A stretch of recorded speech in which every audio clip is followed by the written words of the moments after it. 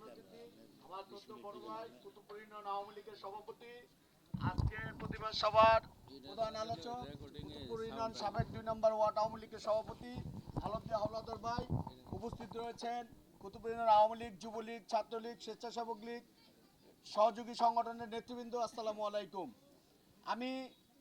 আমরা জানি না, আমরা যারা ইয়ং জেনারেশন আছি আমরা 71-এর যুদ্ধ দেখি নেই। আমি 2 দিন আগে আমরা সাইনবোর্ড এমপি সাহেব আমাদেরকে ডাকিয়ে নিয়েছিল, ওইখানে একটি সাংবাদিক আমার বড় ভাই আর এমপি মহোদয় একটি মেয়ের বর্ণনা দিয়েছে। ওই মেয়েটা হতে পারে আমার মেয়ে, আমার বোন, আমার মা। আপনারা শুনলে অবাক হবেন। 71-এর যুদ্ধ যেটা হয়েছিল, যুদ্ধকে হার মানিয়েছে।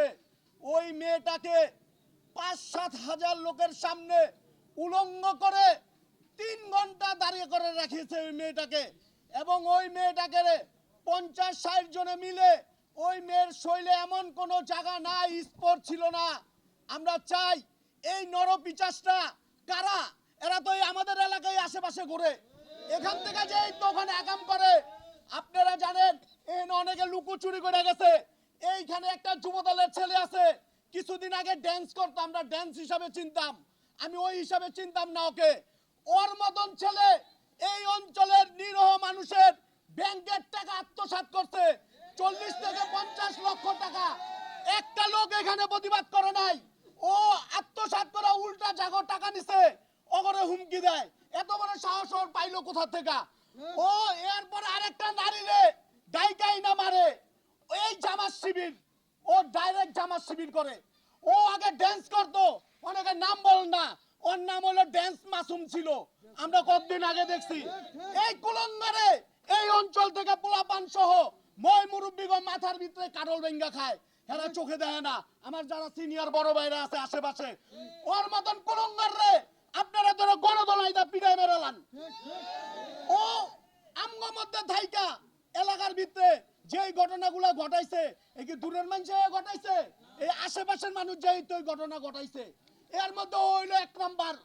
আমি আপনাকে বলি, আপনারা যারা এলাকার রয়েছেন এই আশেপাশের, যেই এলাকায় যাবো ওই এলাকার যেই কটা বিএনপির দালাল থাকে, জামাতের দালাল থাকে, ওগো বিরুদ্ধে আমরা এখন কথা বলবো, পরে কথা বলবো। ওই আন্তর্জাতিক কথা হলে আপনার আমার দরকার নাই। আমার অনুরোধ রইল, এই জামাত বিএনপি ওরা আমগো মাথায় রাখা কর লবণ রাখা খায়া প্রতিষ্ঠিত হয়েছে, এখন আমগরে এখন ছুরি মারতাছে। আপনারা সবাই সাবধান হন, সবাই সচেতন হন। ওর মতন একটার পিড়ায় দুটো হাত পা ভেঙে দেন, কিচ্ছু হইবে না। মামলা হইলে আমি দেখুম, টাকা পয়সা আমি দেবো। আপনাদের প্রতি আমার অনুরোধ রইল, আমরা জন্নেতে শাহিন ভাই যেভাবে কথা বলছে, আমি আমার জীবনে আমি এইভাবে তারে কথা বলতে দেখি নাই। সে তার মনে হয়েছে তার মেয়ের উপরে এই ধরনের অত্যাচার করা হয়েছে। আপনারা অনেকে এটা প্রচার করেন নাই, আজকে অনেক মসজিদে এটা দোয়া পড়ানো হয়েছে ওই মেয়েটার জন্য। যদি আজকে আপনার বোন হতো, আমার মেয়ে হইতো, আমার মা হইতো, আপনি কি ওরা ছাড়তেন? ওর তো টুকরা টুকরা করে ফেলাইতেন। এত বড় ঘটনা ঘটাইয়া ওর মতন লোক ও আবার হেনে বইব মানে বহার লগে লগে আমগো খবর দিবেন ওরে। ওরা ধরে নিয়ে যদি আপনারা না পারেন আমরা নিয়ে যা করণের করবো। ওর ও আজকার পরের থেকে ওর এই কুতুবপুর থেকে অবঞ্চিত ঘোষণা করা হইলো। আপনাদের যদি আমাদের দলের ভিতরে দ্বিধাদ্বন্দ্ব থাকে, সবার লগে ভুলে যে কাঁধে কাঁধ মিলিয়ে ঐক্যবদ্ধ হয়ে আওয়ামী লীগ, যুবলীগ, সহযোগী সংগঠনের নেতৃবৃন্দ একসাথে হয়ে আমরা প্রতিবাদ করব, এই আশা ব্যক্ত রেখে আমি আমার বক্তব্য শেষ করছি। জয় বাংলা, জয় বঙ্গবন্ধু।